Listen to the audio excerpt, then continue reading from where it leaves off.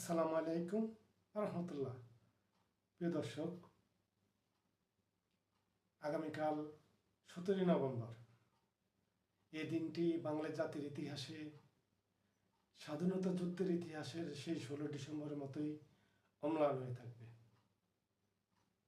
কারণ আগামীকাল ফাঁসি হতে যাচ্ছে বাংলাদেশের সাবেক প্রধানমন্ত্রী, স্বরাষ্ট্রমন্ত্রী এবং পুলিশের পরিদর্শক বা আইজিপি। বিষয়টি আপনারা সবাই জানেন। 5ই আগস্টের পরে বাংলাদেশের আপামর জনতার, সাধারণ মানুষের সবার একটাই দাবি ছিল যে জুলাই আন্দোলনের পরে দেশ যখন নতুনভাবে স্বাধীন হয়েছে, তখন এই দেশটাকে নরকে পরিণত করার জন্য যারা দায়ী, তাদের বিচারের মধ্য দিয়েই আমাদেরকে সামনে এগোতে হবে। তারই ফলশ্রুতিতে আন্তর্জাতিক অপরাধ ট্রাইব্যুনালে এই 3 জনের প্রথম বিচার কার্য শুরু হয়।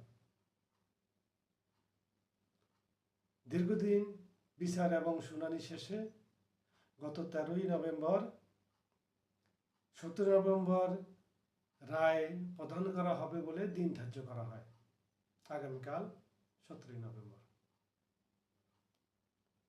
তো ইনশাআল্লাহ জাতীয় আদালতের কাছে আশা করছে যে উভয় পক্ষই, বাদী এবং বিবাদী উভয় পক্ষই ন্যায্য বিচার পাবেন। তবে মজার বিষয় হচ্ছে কি জানেন দর্শক, আপনাদের মনে থাকতে পারে এই আন্তর্জাতিক অপরাধ ট্রাইব্যুনাল কিন্তু এই সরকারি, মানে এই পতিত সরকার যাদের বিচারের রায় আগামীকালকে শোনানো হবে, তারাই গঠন করেছিল একটি বিশেষ উদ্দেশ্যে। তথাকথিত যুদ্ধ অপরাধী বা মানবতা বিরোধী অপরাধের নামে একটি রাজনৈতিক দলকে ধ্বংস করার অভিপ্রায় নিয়ে।